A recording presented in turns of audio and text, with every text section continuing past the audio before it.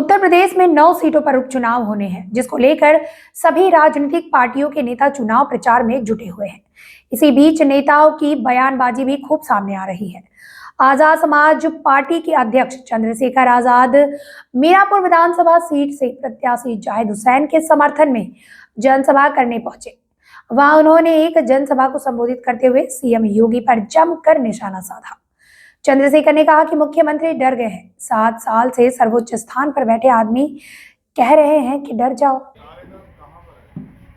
अब मैं इसी कड़ी को आगे बढ़ाते हुए आजाद समाज पार्टी के राष्ट्रीय महासचिव रविंदर सिंह भाटी जी से अनुरोध करूंगा कि वो भी आए और अपनी बात रखें।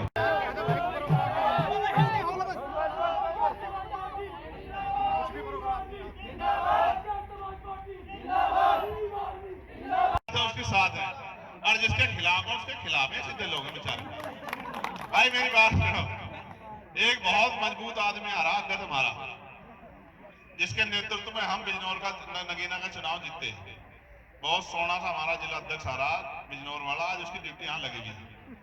तो मैं उन सबका भी धन्यवाद देता हूँ। मैनेजर साहब भी आ रहे हैं, बस इकट्ठे रहियो और मेहनत करवाओ भाई। है ना रोचो गाँव में नहीं आ भाई।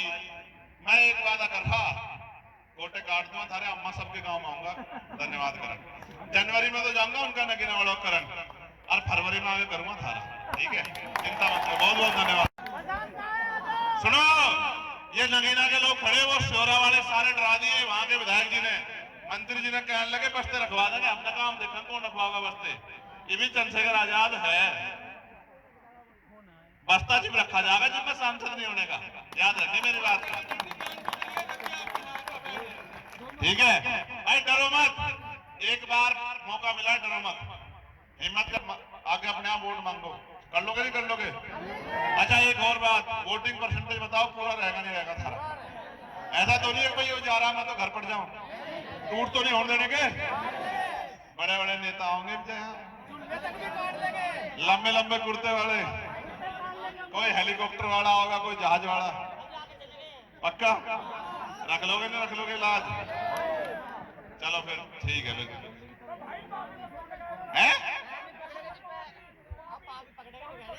फिर कि हम किसी के खिलाफ नहीं, हम तो उनके लिए लड़ाई लड़ रहे हैं जिनको आज भी इंसान नहीं माना जा रहा है, जिनके साथ जुल्म हो रहा है, जो रोटी कपड़ा मकान के भी मोहताज है।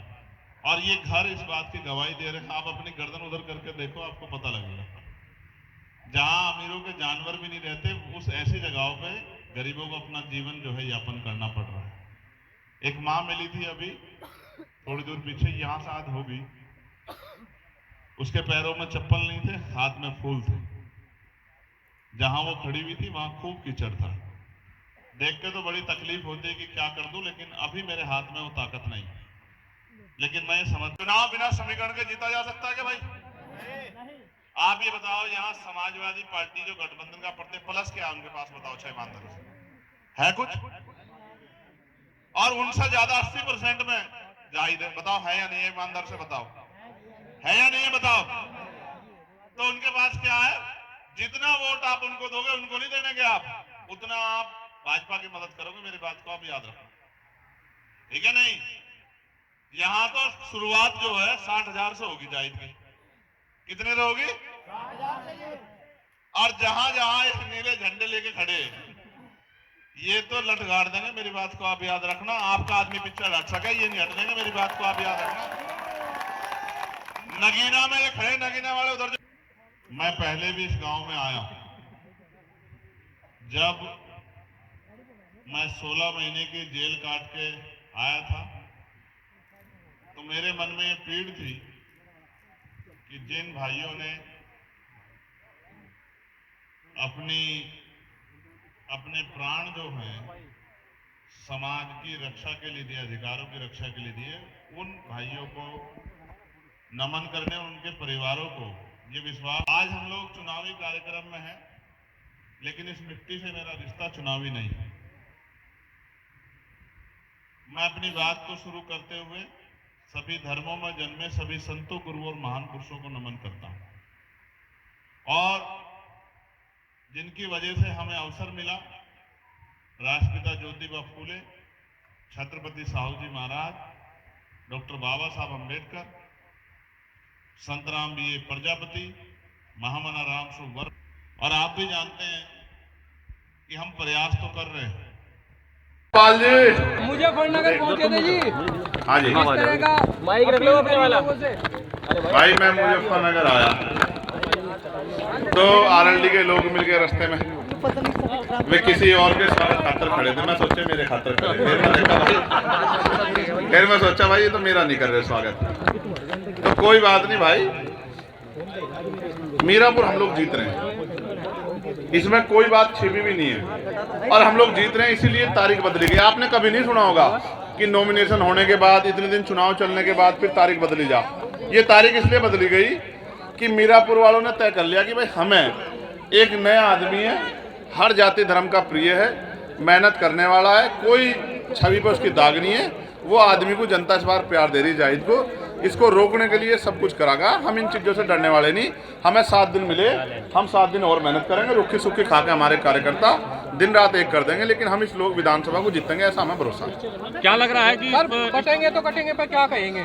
कहाँ बट रहे, कहाँ बट रहे भाई, बट अच्छा सुनो, एक मिनट सुन लो, बांट का तो अब तक राज करा बांटने वालों ने, इब कहाँ बट रहे, इब तो हम इकट्ठे कर रहे लोगों को, ठीक है, सबको इकट्ठे करके साथ लेकर चलेंगे, ठीक है। आप ये बताओ, पत्रकारों पर लठ बज गए गाजियाबाद में, बजा नहीं बजा, बता ईमानदार तो बताओ भाई।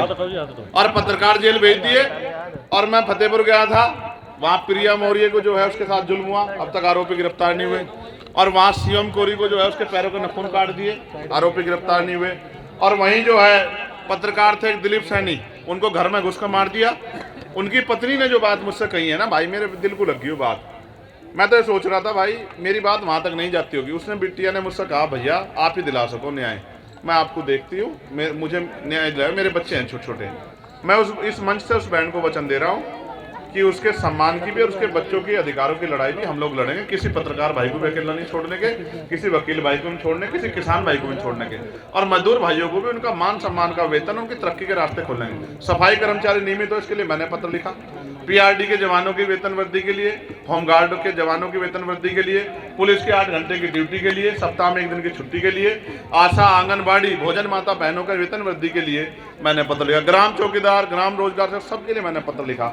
अभी तो मैं पत्र से लिख रहा हूँ कि सरकार इस पर काम कर ले, अगर मेरे में ताकत होती तो ये सबको तनख्वाह जो है ना इनकी 3 गुनी हो जाती जितनी मैं चाह रहा था, क्योंकि इनको भी बराबर वेतन मिलना चाहिए, समान काम समान वेतन, ठीक है भाई। उपचुनाव के बाद अगली बारी क्या है?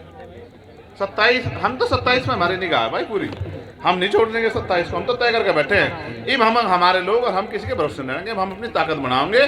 जिस तरह से इन्होंने आशीर्वाद एक गरीबों ने मुझे पार्लियामेंट में भेजा, और पार्लियामेंट में अब सबसे ज्यादा डिबेट किसी की है तो वो चंद्रशेखर आजाद की, आप चेक करवा लेना।